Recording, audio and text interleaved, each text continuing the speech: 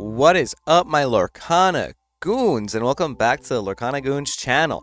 My name is Kevin, and you are watching a breakdown of some winning deck lists from this first weekend of Azurite Seas meta launch. So this is the first weekend where we've been able to play set 6 of the Lorcana Disney TCG, and we have some deck lists from a variety of tournaments that either got first place, top 8, top 4 that I really want to go over, some spicy lists, some lists that look a little bit like last format with a little bit of addition. So if you guys like this content, be sure to like, comment, and subscribe if you're a Lorcana Goon, because it does support the channel. First, I want to go over this first place list from the Refined Gaming Case Tournament. This was a list by Darren, a red-blue list playing Prepare Your Bot, Tadashi Himada. Those are some of the few new cards from set 6 that you can see being played in red-blue already. We have the Maui Shark as well. We have Noi Orphan Thief in this list, which is very interesting. That's a card that gains ward and resist if you have an item on board. It kind of looks like you're trying to generate some early lore with this deck because you also are playing the Tadashi Himada.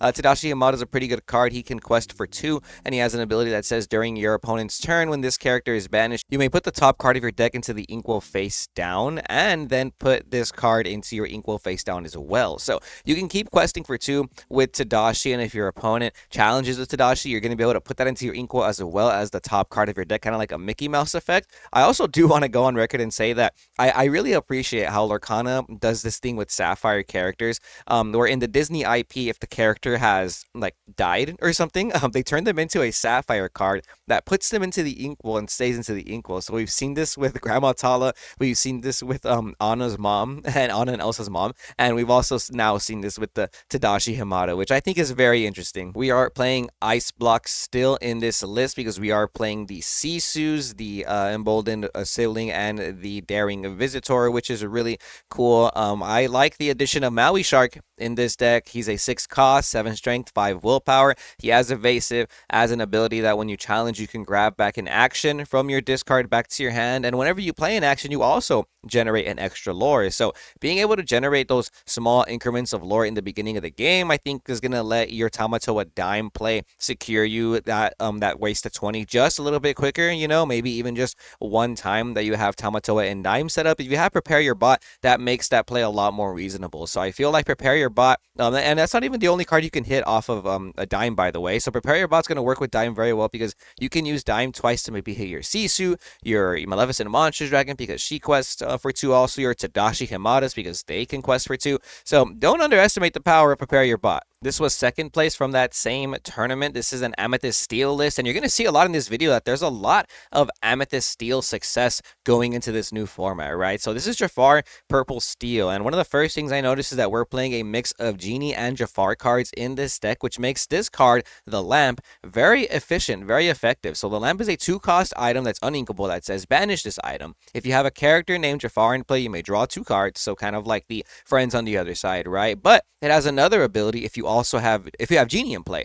So if you have Genie in play, it says return chosen character with cost 4 or less to the player's hand. So that could be the opponent's character, your own character, and if you have both Jafar and Genie on the board at the same time when this resolves, then yes, you will be able to go ahead and trigger both abilities, which is kind of nice. We also got the Blue Fairy in here for some draw power. We're playing the Mickey Mouse Food Fighter with the Mickey Mouse Playful Sorcerer as a Floodborn shift target, but no brooms. No brooms at all. So that extra ability is just going to be irrelevant in this deck, but this Mickey Mouse still has Resist +1 anyway, so maybe you're just trying to quest for 2. I feel like, again, you want to generate some early lore advantages so that later on in the game, you can shift your Jafar Striking Illusionist, seeing a whole new world, draw 7 cards, and gain 7 lore, because that Jafar will net you lore if he's exerted every time you draw. We have a lot of draw power in this deck too. We have the ability of Blue Fairy, like I was saying. We have It Calls Me, which draws you 1 card and also shuffles cards from the discard pile into the deck, so you can do your opponent's deck, or you have to do your opponent's deck. And really why this is good nowadays is because of the Lilo Escape Artist, which dwells in the opponent's discard pile and can come back every turn if they pay 2 ink. And if you play It Calls Me, you can shuffle your opponent's Lilo back into their deck, removing that problem for good, right? So we have that. We also have the 4-cost Genie. We also have the new Yzma, which lets you draw 3 cards. If you have fewer than 3, you will draw until you have 3 again. You have to exert the Yzma though, so it kind of a hefty cost right there. And then we're playing some Floodborns like the Robin Hood and the Jafar Striking Illusionist, like I said. So Jafar Amethyst Steel, pretty interesting. Shout out Reese for getting second place with Jafar Amethyst Steel at this tournament.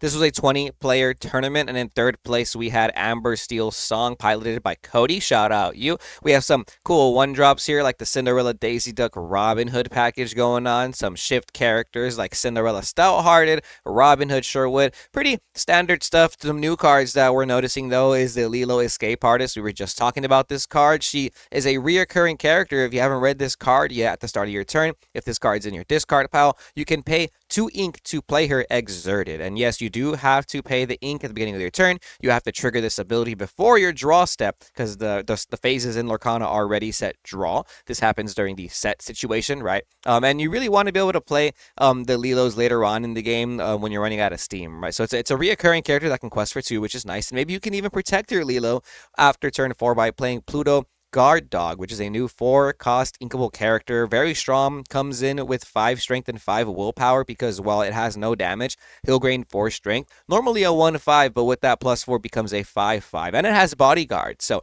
a lot of people were playing stuff like Chen Po. In general, this card is very strong because it kind of contests every threat that will normally take out your 3 2-and-1 cost characters except for actions. You know, for the most part, like as a Rubiam player, with my opponent plays this, I'll be pretty salty because I cannot get rid of that with Fox. I can't get rid of that with Brawl. I can't even use Crab because I have to like have a 2-strength character at least with Crab to clear this Pluto, right? It does kind of have a Lauren situation where it will lose its strength if it does have damage, but you're still probably investing 2 challenges just to get rid of the Pluto, right? This guy even trades with Maui, which is really crazy. Speaking of Maui, we have 4th place by Josh, a red, purple, ruby amethyst list. Looking pretty standard. I feel like this is usually how we've been playing Ruby Am for the last couple formats. We got the Flynn Sisu package, the Broom Chernabog, so nothing too crazy there. There's no libraries in this list and only 3 Queen's Castle. But the first thing I noticed for sure, the big difference is that they're playing the new Genie Wish Fulfilled character. 4 cost, uninkable, 2 strength, 4 willpower, and evasive. So this will contest Diablo. This is like a Diablo out, which I like to see. When you play this character, you can draw a card. That's always nice to see in Ruby Amethyst, you know what I'm saying? And then we also have rabbits too. So you have a lot of draw power in this deck. There's a lot of uninkables. That's my first thing that I'm noticing because we have 8 with the rabbit and the bee prepared, and then 6 more with the genie and the Madame Medusa, which gives us a total of 14, which is a little bit higher than what I'm used to seeing lately. But I feel like maybe you can start playing with more uninkables in Ruby M if you're playing genies to draw cards, right? And for Elsa, for Maui, because you don't like losing to locations, or Diablo. Next up, we have a first place list by Michael Rivera from a Winnabox tournament. 17 players, and this list is actually the exact same list that Brendan DeCandio used to get top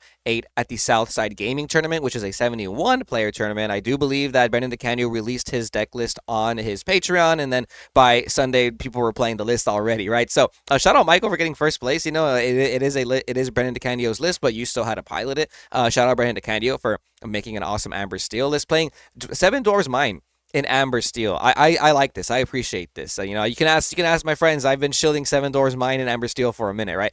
It's a little bit more of an aggressive looking deck because you are playing a variety of 1-drops, 12 1-drops actually, for Happy, Daisy, and Cinderella. For Calhoun the Goon. Very cool. Calhoun's a card that has resist +1, 3 strength, 2 willpower. She's uninkable, but it's not too bad because during your turn, whenever this character banishes another character, you gain 2 lore. So this will kind of stop your opponent from questing willy-nilly and gives you the ability to start questing. And if they challenge your characters that you've been questing with, then you can respond back with a swing on the Calhoun and you'll gain some lore there. Kind of like Robin Hood, but you don't have to, like, you know, shift up until that point, which is crazy.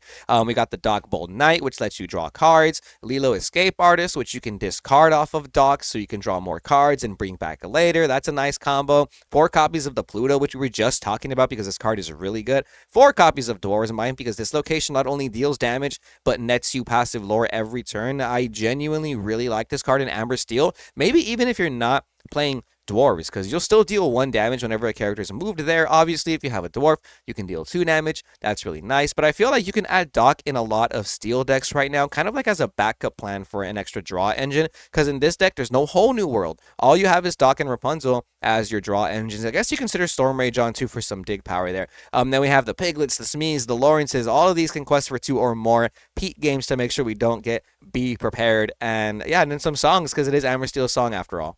Second place from that Weeb Box Win-a-Box tournament was Ruby Amethyst. Again, kind of looking like the standard Ruby Am build we're used to. This one only playing 2 rooms and 4 followers. We got Flynn Sisu still in this deck, but another player using Genie Wish Fulfilled and Rabbit as well. So we got 2 Rabbits and 4 Genies in this deck. So I wonder if that's what's going to happen with Ruby Am. I wonder if we're going to start seeing ratios of Rabbits and Genies, or even just Genie over Rabbit or something, because normally I'm used to seeing 4 Rabbit, right? But now we only got 2 with the 4 Genie. Not too bad, very interesting. And then we have Finders Keepers in this list as well, which is a card that was popping off a lot last format at the end, and I also think Finders Keepers is a very good card, so that's something you might want to consider. No library in this list, which I think is a little too criminal for my taste. And once again, playing 14 Uninkables, by the way. Next up, we have a blue-green deck list. This is a top 4 list, actually, from a small little 13-player tournament. Nothing too crazy, but I wanted to feature it because I'm partial to blue-green. I think this is really cool. So shout out Caillou for getting top 4 with blue-green. Clarabelle on Ice is what they called it, actually. So some interesting cards in here. We have 4 Azurite Sea with our ramp package of 4 Fishbone Quill and 4 Tipo. We have Bend to My Will to discard all of the opponent's hand. Heffalumps and Woozles to make sure our opponents can't quest, and so we can draw some cards, which is not too bad. They're playing the new Peter Pan. This Peter Pan has an ability that says when this character enters Exerted, right, and your opponent can't gain lore unless they challenge that turn first. So this is going to turn off locations, which is really cool. So the character has to be exerted though for that ability to be active, but he comes in exerted, right? But that means every turn you either have to challenge or quest with him to keep that ability going. And it's pretty cool because this will stop a location triggers at the beginning of the turn. This will also stop cards like Goat, Flower, anything that's gonna like gain passive lore, Thievery, cards like that. Your opponent has to challenge first before they can trigger that stuff. Even Dime, which is really nice. So imagine your opponent has to challenge a character before they can Dime, and the only character they have to challenge with is Tamatoa. That means they're not going to be able to necessarily use their Dime. So that's very interesting there. We have a lot of new cards in this build, like the Bellwether as well. Muses with some songs to make sure we can keep bouncing things with Ice Block. A very interesting deck. Ramping into Bend to My Will. I want to know what you guys think, and let me know if you guys are practicing this strategy as well.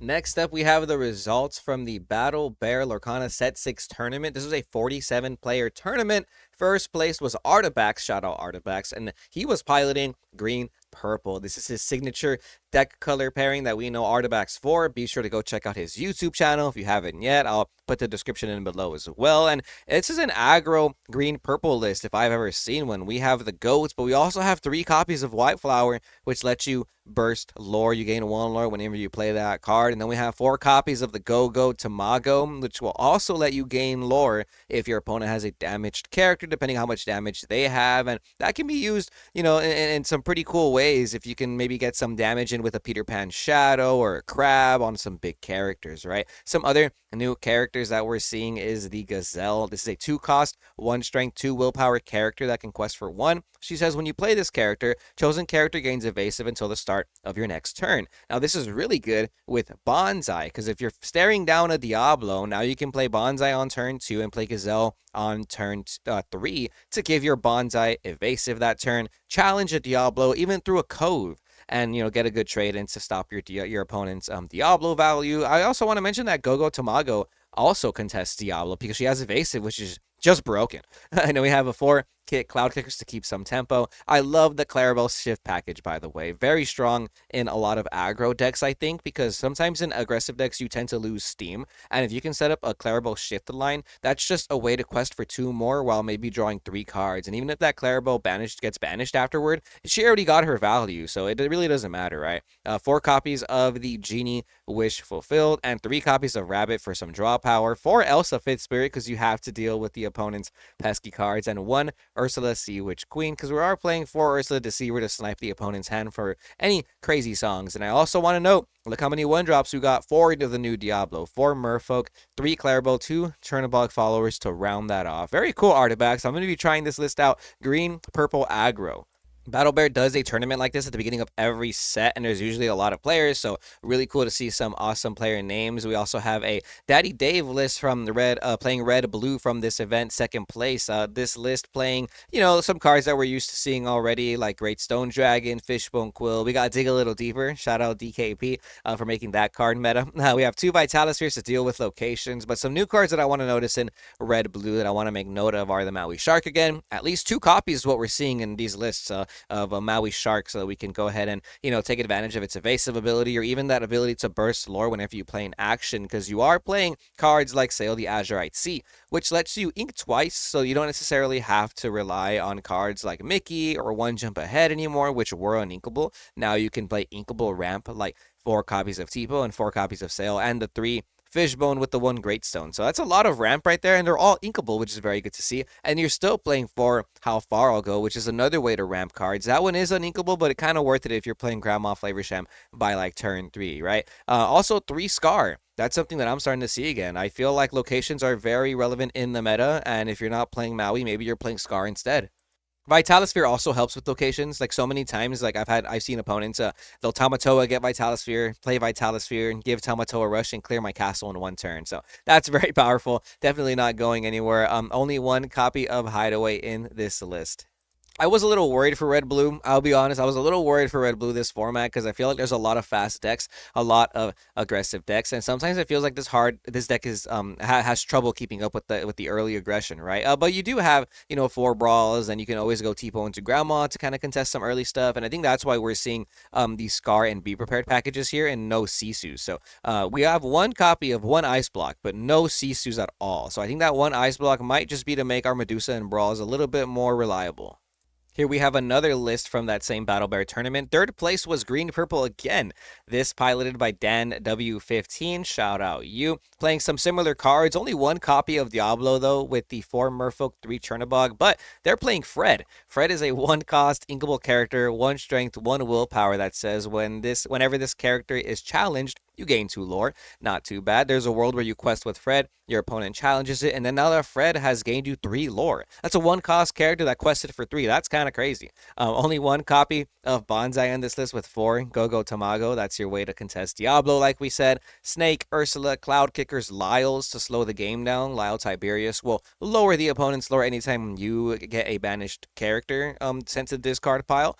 Fox, Crabs, 3 Genie, Wish fulfilled. I'm seeing this genie everywhere today, guys. It seems like this genie is slowly becoming a meta staple. And I like, again, a lot of it is because it can quest for 2 and it has evasive. So it works very offensively. You can put pressure on the board and keep questing until your opponent has an out. So very, very offensive. And it's also very defensive because in today's meta, 2 strength and 4 willpower go a long way. That 4 willpower really will survive a lot of damage. And this can contest Diablo, which I've been saying like 3 times already because I'm just not over it. I actually think this card might be the goo. 1 Emerald Chromacon and 2 copies of the library to ensure some extra draw power with 3 Ursula, Sea Witch, Queen. Shout out you getting 3rd place at this Battle Bear tournament, Dan W15 with Green Purple.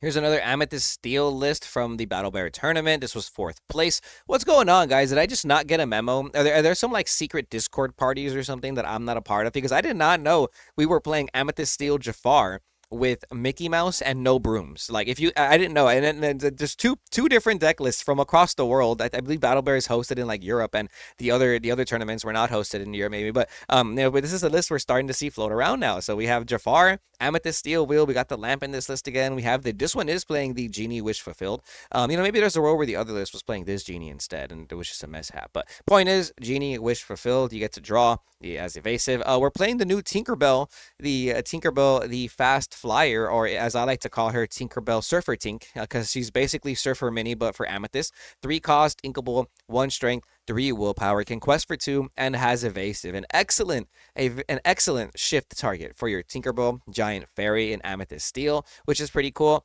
This list is not playing Blue Fairy, which I personally like because anytime you play a Floodborn, you're going to draw from that Blue Fairy. And we have many Floodborns in this list, like the Mickey Mouse Playful Sorcerer, the Robin Hood, the Jafar Dreadnought, and the Jafar Striking Illusionist, which is pretty cool. Diablo, Mickey, and Robin Hood are our 1-drops. Jafar, Smee, the 2-drops. Merlin and Pete and Tinkerbell for our 3-cost characters. For songs, we have Whole New World and Friends on the other side, because, like I said before, if you're able to gain 7 lore off this Jafar, like, why would you not do that?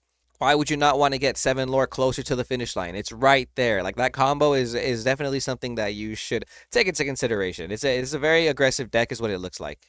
Next up, we have another Amethyst Steel list. This is from top 4 of the 1500 Guaranteed Azurize C constructed tournament at the Encounter. So, top 4 split this tournament from what I heard. And this Amethyst Steel list looking a little different. No Jafar stuff, so it's looking a little bit more aggressive in the early game and not necessarily trying to go into that shift late game strategy. We have a lot of 1-drops, the 2 Diablos, 3 Cogsworth, 4 Chernobog, and 2 Captain Hook. Those ratios are definitely ratios. Those are ratios of all time.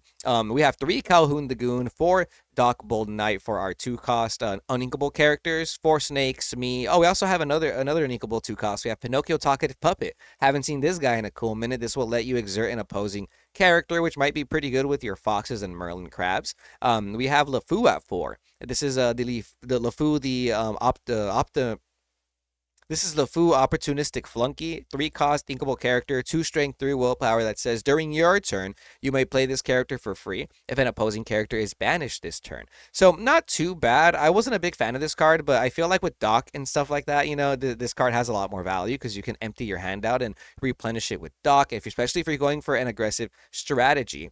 Some other new cards like Lose the Way, 2-cost inkable action that says exert chosen character, then you may choose and discard a card. If you do, the exerted character can't ready at the start of their next turn. Not too bad, but this card just kind of like power kept Freeze from the first chapter, right? Because Freeze would exert an opposing character, but it was like a 2 or 3 cost uninkable or something. But Lose the Way is pretty good. It kind of does that, and you have the extra ability to discard a card and give it somewhat of an Elsa effect, so it can't ready at the start of the next turn, which means you might be able to challenge it even the turn after that. Or even if you're just trying to contest some like really aggressive cards like Daisy or something, you can hit the 2 quest characters with this card, discard a card, and now they're gonna have to slow down before they get to 20 for sure. Even more Amethyst Steel from that same tournament. This is top 4, piloted by Nick Cruz. This list playing some interesting cards like Billy Bones. This is a pirate that can quest for 2, has a 3-cost inkable stat line with 2 strength, 2 willpower, and says when this character is banished, you may banish chosen item or location. I like this character in more aggressive decks because instead of having to play something a little bit more proactive like Hideaway or a beast that'll pop an item, you can play Billy Bones, which is a lot slower, yes, but you can just keep questing for 2 over and over and over again. And unless your opponent wants to just lose, it's a Billy Bones, they're going to have to challenge it anyways, right? So if you are playing against a Sapphire deck or a deck that's trying to set up like a castle or a library on you, then that Billy Bones does start to add that pressure. Pretty interesting way to combat items and locations in this meta if you're playing kind of an aggressive deck like this one. I don't know how aggressive this deck is. It feels more like tempo based, but you have a lot of 2 questers and you're playing Maleficent biding her time. So I feel like you can get a little aggressive in this list, right? Especially because you're playing John Silver, the greedy treasure seeker as well. We have a variety of locations to give this John Silver some extra boosts of lore and resist, like the library, the Queen's Castle, and Ferry Ship, which is a new location that'll give you 1 lore every turn. This is basically the 1-cost location for Amethyst decks. It's a 1-cost inkable, has no ability, just 4 willpower, which means you can just play it as an effective location with your John Silver and start just generating like 1 lore every turn if possible. We are playing some extra draw power like Friends on the other side, Tragic Hero Beast. We also have Merlin Rabbit and the Genie. Every Amethyst deck is playing this Genie is what it's looking like. Wow, this Genie's putting in work already this format. This tournament consisted of 50 players, so huge shout out to the Encounter for hosting a Lorcana tournament. This is an Amber Steel list by Celeste that was in top 4. Doesn't look a lot like the Brendan DeCandio list. It looks more like a standard Amber Steel list that we're used to. We got the Daisies, the Cinderellas, and Nalas for our 1-drops, which can generate some early lore. Ursula as a Singer Force, you can use Zeus, Strength, and Storm, and Bare Necessities very effectively. And if you don't draw Cinderella, then maybe you draw Ursula instead, right? Mr. Sami, Ariel. We have 1 copy of Benja to deal with items and 3 copies of Gaston to add as an extra. Singer 5 in this deck and 1 Naveen for a Singer 6. And, maybe you need to get some cards out of your hand. And this list is also playing Pluto Guard Dog. So at this point, I feel like if you're playing Amber Steel and you're not playing Pluto Guard Dog, what are you doing? All these lists that we've seen that have found success in these tournaments are shoving in Pluto Guard Dog into their deck. So if you're an Amber Steel Goon, or if you're even just a Steel player and you feel like you need some bodyguards in this deck, Pluto might be the card for you. I think Pluto might even be good in that Amethyst Steel list we were just looking at, right? Lawrence, Pete, we got some good 3-drops and Rapunzels for our draw power with Whole New World, because Whole New World is just one of the best cards in the game. Shout out you, Celeste, for getting top 4 at this 50-person tournament with Amber Steel Song. Another top four list from that tournament by Maximilian Green Purple. Again, this is the third Green Purple list that we've seen in this series of tournaments over this weekend. And now I'm starting to feel like Green Purple might be a deck that I need to practice because I kind of like this list. I like the way this is looking. We have some heavy one drops with the new Diablo. This Diablo, I don't know if I mentioned this before, but he's a one cost inkable, 0 strength, 1 willpower that says when this character is banished, you may draw a card. Kind of like Cusco, the wanted llama, the scared Cusco, right?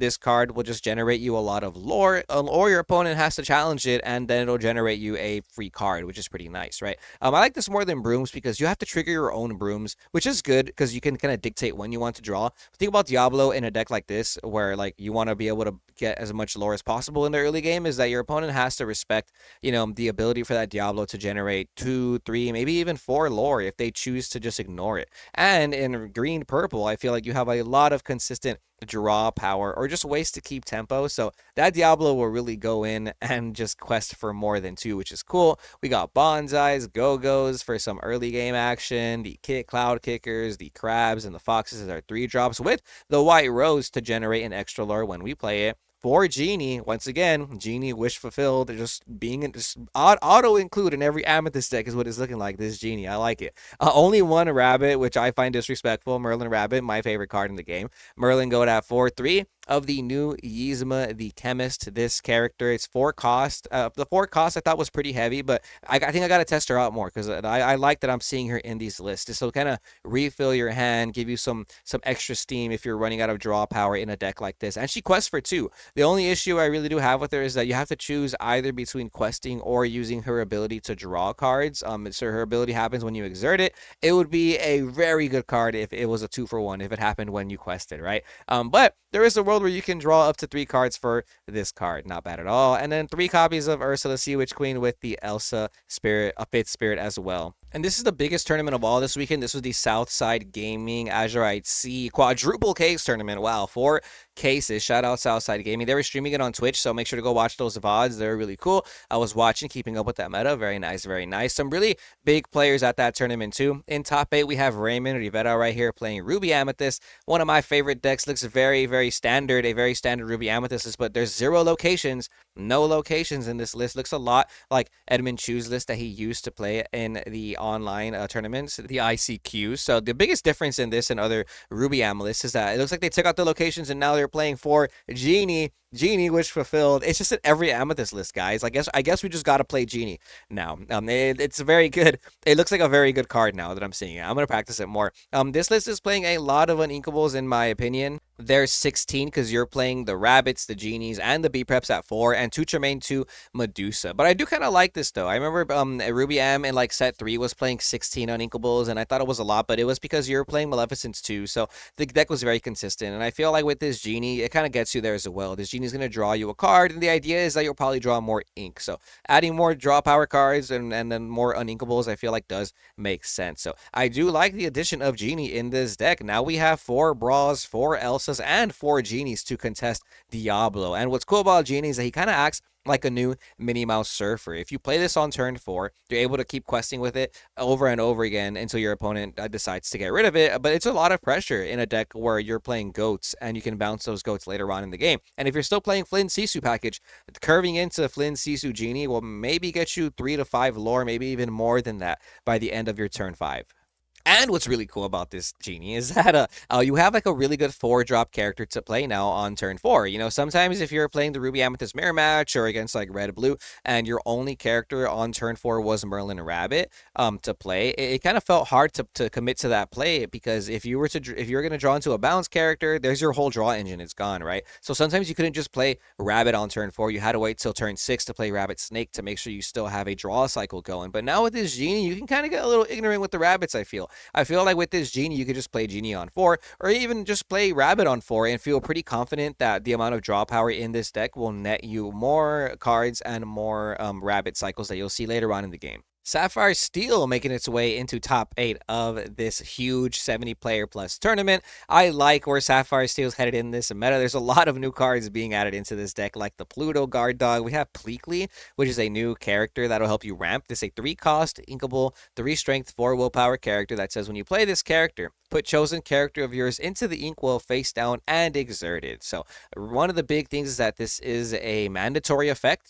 There's no may. You can't choose to do this. You have to do this effect. So if you have no characters on the board and you play this Pleekly, you gotta put your own Pleekly into the inkwell exerted. So maybe that's not something you want to do, but just be sure to understand those rulings. We got 3 Cheechas in this list because every time we ink twice, you can draw extra cards. We got Jim Hawkins, which is pretty cool as a way to generate some advantage with the new shift to Jim Hawkins. If you didn't know, this will basically deal up to 8 damage in one turn. It's really nice because this Jim Hawkins, the 2-drop, will generate some extra strength, some challenger abilities every time you ink. And when you shift that Jim Hawkins, it'll keep those stat lines, which is pretty nice, right? So you're able to shift Jim Hawkins. It's going to have challenger +2, +4, depending how much you inked, deal a damage, and then swing for 5. So I think that's really good. And at the end of the day, if you do decide to play Whole New World, you can sing Whole New World with the Jim Hawkins, but this list is not playing Whole New World, which we have seen in the past. Shout out Sky, by the way, for making Sapphire Steel with no Whole New World a really big thing in the meta. So more of a tempo list is what this is looking like, and you're able to use Dime to generate the lore from Ario or Tamatoa later on. Some extra ramp abilities with Sail, the Azurite Sea as well. No Tipo in this list, probably just Sail instead, and Fishbone. And then 1 copy of Wreck-It Ralph Hamhands to deal with maybe some locations. And Wreck-It Ralph Hamhands is also a decent Dime target for the Sapphire Steel package, I think.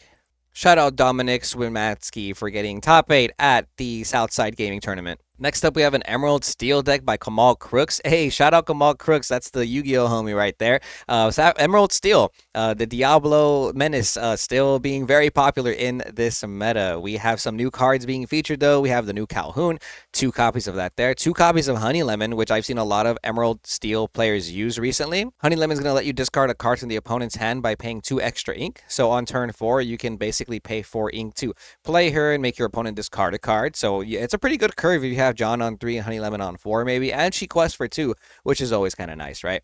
We have the Diablo line, we have the Morph package as well, because you got to make sure you want to be able to shift Beast on 3 if you can. Prince Johns, Ursulas, and Muses for some of the best cards in Emerald Steel. And then we are seeing 4 copies of Hypnotic Deduction, which lets you draw 3 cards and put 2 cards from your hand to the top of your deck in any order. Now, I do want to mention that if you use this in the mirror match, it will trigger an opposing Diablo, but it's a pretty good way to be able to dig through your deck and make sure you're going to see the cards you want to see when you see them. And for all my Yu-Gi-Oh friends out there, it's kind of like an Upstart Goblin because it does replace itself, and you're able to just look at the next 3 cards of your deck, right? So far, not a lot of Emerald Steel in these top cut tournaments, but I don't think that has anything to do with the deck's power level necessarily. I think it has to do with people just not wanting to play Emerald Steel right now in the beginning of a format. But I do think that is still one of the best decks of the format. So shout out Kamal Crooks getting top 8 at this tournament. In fact, it's so good, it took top 4 as well. Shout out Colby Garish for getting top 4 with Emerald Steel. This list looks a little bit more like the champion list from the DLC Seattle, piloted by Wonderland. We're still seeing Anna Diplomatic Queen. You know, maybe instead of Honey Lemon, you want to still play Anna Diplomatic Queen, so you have the ability to choose which effect you want to use, but it kind of looked like Honey Lemon is another option for that extra discard.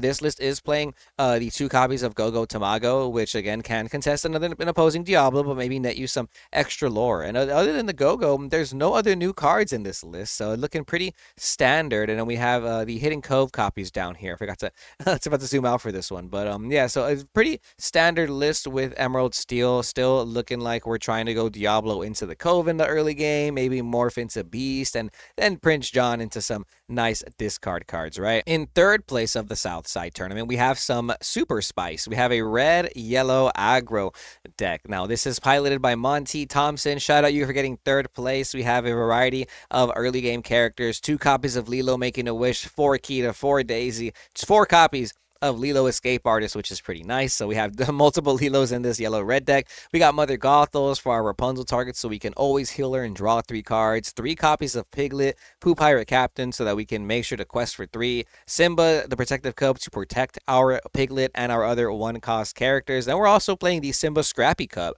which is pretty cool because this character can quest for 3. It's a 1/1 stat line, but it is very fragile, but questing for 3 is always nice, especially if you're playing the new Simba, Shiftable Pride Protective protector character, because if this new Simba is exerted, then you'll ready all your other characters. So what's pretty cool is you can quest for 3, then shift this Simba, and then now for, your other characters are going to be readied. So that's pretty cool. If you're playing a very aggressive strategy, then that means you'll be able to ready back your Lilo maybe, or your Daisy or something.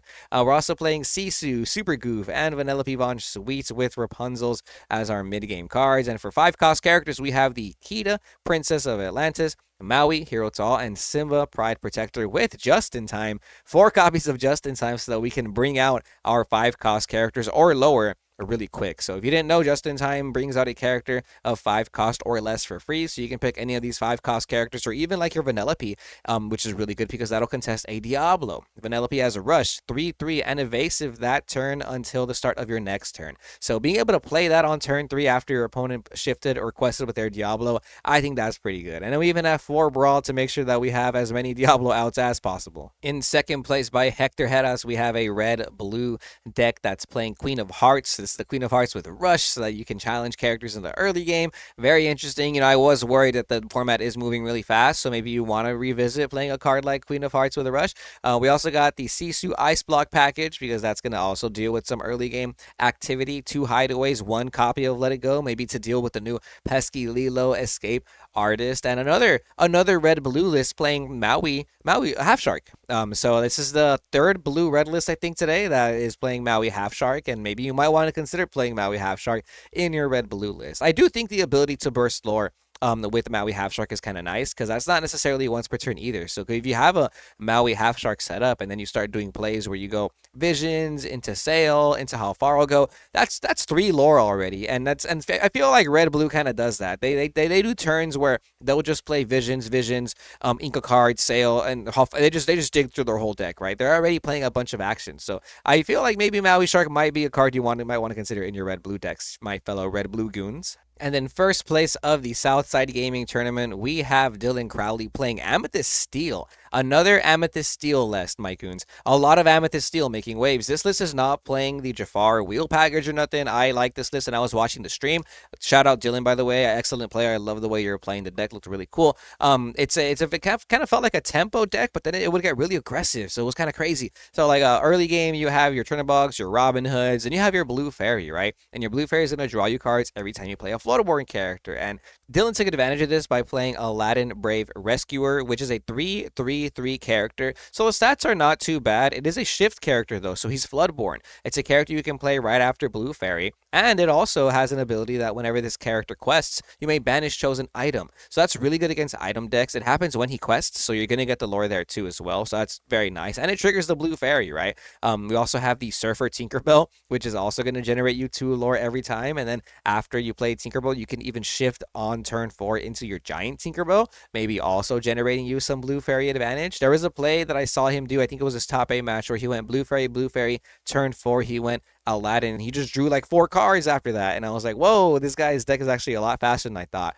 We have the Genies and the Goats to make sure we can keep questing up with some lore right there. Genie has Evasive, which is really nice, alongside some of your other evasive characters. So this deck has multiple evasive threats, so it does get pretty sticky. Then we have only 1 Rabbit, again, 2 Sad Beast, 2 Belle, the Accomplished Mystic, the Floodborn characters right there to make sure we trigger our Blue Fairy, some extra ones like the Belle, the Beast, the Robin Hood, and the Tinkerbell, and this new Tinkerbell as well. This is a 7-cost Tinkerbell. This is Tinkerbell, the Queen of the Azurite Fairies. Very cool. It's a Floodborn character. She's a captain, fairy, a queen, and an ally. Has multiple abilities like evasive, can quest for 2, and whenever this character quests, your other fairy characters gain +1 lore this turn. And we have multiple fairy characters like Blue Fairy, like our 2 Tinkerbells, and even our Shift Tinkerbells. So the ability to burst lore or give your other characters extra lore is pretty good already, and if those characters have evasive, that means they're probably going to stick on the board a little earlier than not, right?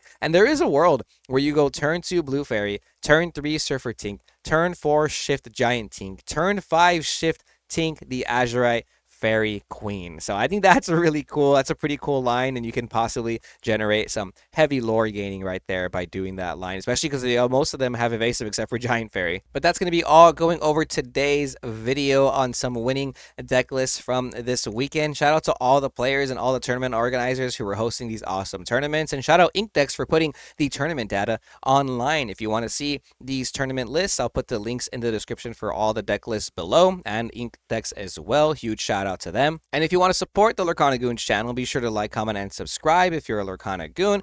Also, head on over to pristineprotectiontcg.com to pick up your sleeves, where you can use code GOONS10 to save 10% on your order. Huge shout out to all the YouTube members and the new Patreon supporters as well. If you guys want to support there, the links are in the description below. Gonna give you guys a shout out at the end of this video, so look out for that. And we'll see you goons next time. Be sure to stay tuned to Lorcana Goons for all your meta analysis and market watch stuff too as well.